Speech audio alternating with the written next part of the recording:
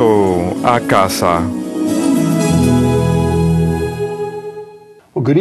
Buenas noches y bienvenidos a El Regreso a Casa. Soy Marcus Groday, su anfitrión para este programa. Cada semana les traigo a ustedes a personas que han sido guiadas por el Espíritu Santo cuando el Señor les abrió sus mentes y sus corazones para un caminar profundo con Cristo. Hablamos de su regreso a la fe católica, muchas veces una trayectoria, un punto de destino final que ellos nunca anticiparon. Vamos a escuchar sobre qué fue lo que abrió sus corazones a la Iglesia y vamos a responder a preguntas específicas.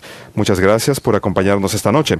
Nuestro invitado en este programa de hoy es el Dr. Peter Williamson. Él es un presbiteriano y también es el autor de un libro titulado Efesios, el cual es el segundo de una serie sobre comentarios católicos sobre las Sagradas Escrituras. Y vamos a hablar sobre eso dentro de un rato.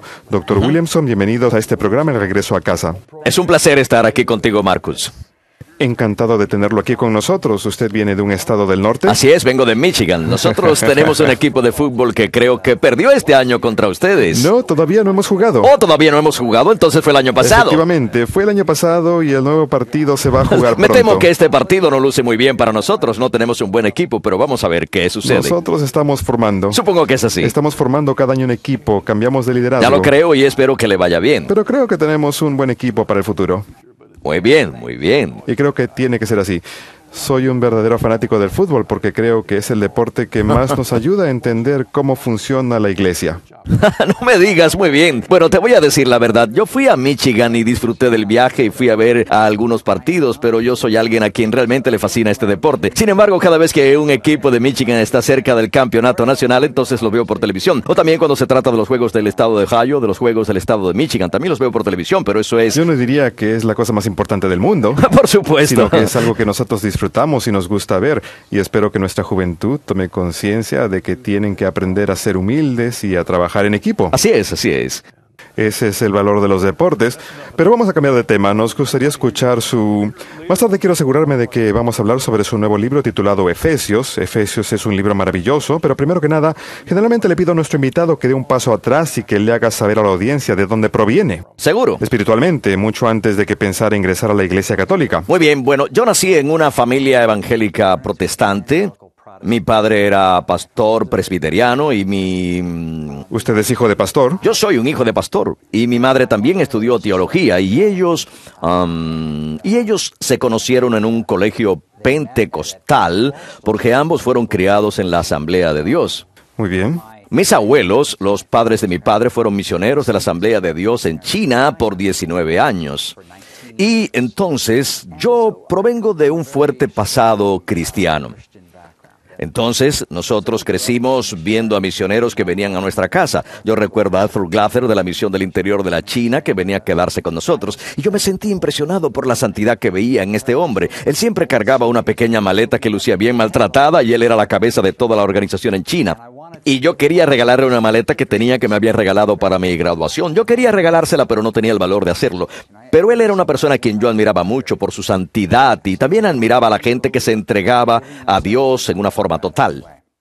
Usted comenzó con algo que queremos aclarar porque nos habló sobre sus padres que tenían un pasado de asambleístas de Dios y su padre se convirtió en pastor presbiteriano. Entiendo, es una buena pregunta. Bueno, ellos fueron a una universidad bíblica en el sur de California, así se llamaba, y creo que se sigue llamando la Universidad Bíblica del Sur de California. Es un centro de enseñanza de la Asamblea de Dios, y ellos tenían un profesor llamado Scott, y a mí me pusieron Scott. Mi segundo nombre es Scott. Yo soy Peter Scott Williamson, y él les enseñaba calvinismo dentro del programa de estudios de la denominación Asamblea de Dios. Entonces mi padre y mi madre no se encontraban muy felices, que digamos, con ciertas cosas de la Asamblea de Dios, como la falta de una base intelectual, así como una falta de énfasis en ciertas actividades. Entonces eso es lo que los guió a ellos hacia el calvinismo, a una teología más sistemática y al presbiterianismo. Muy bien. ¿Esa era una tradición más grande del presbiterianismo? Correcto. ¿La Iglesia Presbiteriana Unida en ese tiempo? Correcto, ellos se unieron a la Iglesia Presbiteriana Unida y mi padre fue pastor de esa iglesia por un buen tiempo. Su última iglesia fue en la IPA, la Iglesia Presbiteriana de América, en Lancaster, Pensilvania. Para algunas personas de nuestra audiencia, así como lo que simboliza eso es el carácter conservador aun cuando estaba en la IPU, a la cual abandonó para asistir a la IPA, lo cual indica que sus padres fueron siempre conservadores. Sí. Quizás no se llamaban a sí mismos evangélicos, pero probablemente estaban dentro de ese círculo. Pero al cambiarse de la Asamblea de Dios al presbiterianismo, el péndulo dejó de inclinarse hacia un lado más pentecostal. Así es. Bueno, mis padres no eran pentecostales en el enfoque de sus cosas, entonces ellos eran algo así como... ¿Los presbiterianos pueden llamarse a sí mismos demasiado rígidos? Correcto. Bueno, digamos que mi familia no era de ese tipo, pero... ellos eran protestantes evangélicos, diría yo, en su enfoque. Nosotros leíamos obras cristianas en la casa, leíamos historias de misioneros evangélicos.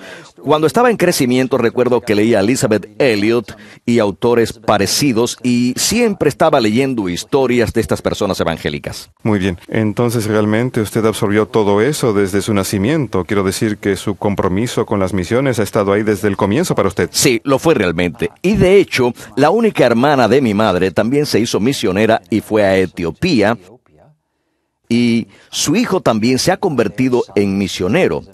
Ella está en Brasil y mi hermano es misionero en Vanuatu, un misionero presbiteriano en Vanuatu a miles de kilómetros, una isla a miles de kilómetros al este de Australia. Caramba. Él enseña cursos de Biblia ahí. Él es profesor de cursos de Biblia, así como yo, pero enseña en un seminario evangélico en Vanuatu. Entonces, esta fuerte herencia por las misiones y la escritura las recibí de mi familia y estoy muy agradecido por todo eso. ¿Hablaban algo sobre la Iglesia Católica cuando usted era niño? No lo hacían, pero recuerdo, mi padre era pastor en la parte este de Patterson, en New Jersey, en la primera iglesia presbiteriana de esa zona, y él y mi madre, allá por esos días, en los años 50, tenían cierta clase de espíritu ecuménico. Entonces yo recuerdo que el párroco católico local venía a nuestra casa a tomar té o a cenar y se ponía a conversar. Para mí eso era muy interesante porque pensaba, los católicos parecen un poco misteriosos. Y yo recuerdo que miraba por la ventana y escuchaba lo que decían ellos. Y luego cuando mi padre dejó esa iglesia para mudarse para encargarse de una iglesia en Maryland, en su despedida, la cual fue bastante grande, llegó el sacerdote católico local. Y cuando el sacerdote católico entró a la iglesia presbiteriana, todo el mundo se quedó callado. Quiero decir que esto fue en un tiempo en el que los católicos y protestantes no se llevaban bien unos con otros, que digamos. Entonces, yo diría que había cierta clase de apertura a un nivel personal, pero había el punto de vista de que la mayoría de los católicos no estaban salvados, probablemente, y que no tenían fe en Jesucristo y... entonces ellos eran vistos como personas a las que había que evangelizar en su mayor parte. Es lo que iba a decir, que en los Estados Unidos muchas veces en la misma ciudad tenemos a presbiterianos, metodistas, luteranos Sí. y católicos en las cuatro esquinas. Pero cuando llegamos al campo de las misiones, Sí. suceden cosas diferentes ahí. Así es. Porque hay un punto de vista desde su perspectiva que le ha sido dada por sus padres. Quiero decir que algunos de sus parientes, hermanos y otros son misioneros en áreas católicas. Correcto. Entonces, ¿cuál era el pensamiento ahí? ¿Que había un trato justo? Bueno, ciertamente cuando yo estaba en crecimiento, mi padre patrocinaba a los grandes autobuses que iban a las cruzadas de Billy Graham en el Madison Square Garden en los años 50, y yo sé que habían personas católicas, personas de filiación católica en nuestra área, que iban a estas cruzadas, y algunos se convertían y muchos se unían a la iglesia de mi padre. Entonces, yo tengo que decir que muchos de ellos no eran practicantes católicos serios, y ellos iban de ser un católico no practicante a ser un seguidor ferviente de Jesucristo, pero en una iglesia presbiteriana evangélica. Entonces, ese es el pasado de donde yo provengo. Algunos presbiterianos no captan la fe y se alejan rápidamente de su iglesia. ¿Sucedió eso con usted? En mi propio caso, yo pasé por un periodo de dudas cuando estaba comenzando la secundaria y en forma secreta, por algunos meses, me convertí en ateo. Eso es bastante extraño y eso honestamente se lo puedo atribuir al diablo, porque cierta clase de pensamientos malos vinieron a mi mente que me decían, ¿qué sucede si Dios no existe realmente? Y luego decía, pero si todos los demás piensan que realmente existe. Yo no me siento atado por la moral de no mentir, de no robar, de no hacer trampas. Quiero decir que estos eran los pensamientos atractivos que venían a mi mente. Y yo me uní a esto por cierto tiempo. Yo no sé cómo me las arreglé para alejarme de esto, pero lo hice gracias a Dios. Creo que probablemente se debió a las actividades de los grupos juveniles de la iglesia, los cuales me guiaron a un compromiso con Cristo. Luego fui a la secundaria y yo era lo que se podría llamar un cristiano mediocre. Yo estaba más interesado en mis amigos, estaba más interesado en la política, estaba interesado en la política radical. Esto fue a finales de los años 60 cuando estaba en la secundaria. Y entonces yo no era un cristiano ferviente ni fiel. Yo sabía que yo creía en el cristianismo, pero yo tenía otras cosas en que enfocarme. Estaba interesado en la paz, en la justicia y toda esta serie de cosas. Yo comencé una organización de estudiantes para la integración. Yo vivía en una parte de Detroit. En este tiempo yo estudiaba en el colegio de secundaria llamado Coolidge y quedaba en un vecindario de personas blancas. Y los agentes inmobiliarios estaban comenzando a buscar gente que vendiera sus casas y los amedrentaban diciéndoles, la gente de color se va a mudar por aquí. Entonces yo estaba involucrado en una comisión interracial de estudiantes en mi colegio tratando de detener todas estas cosas.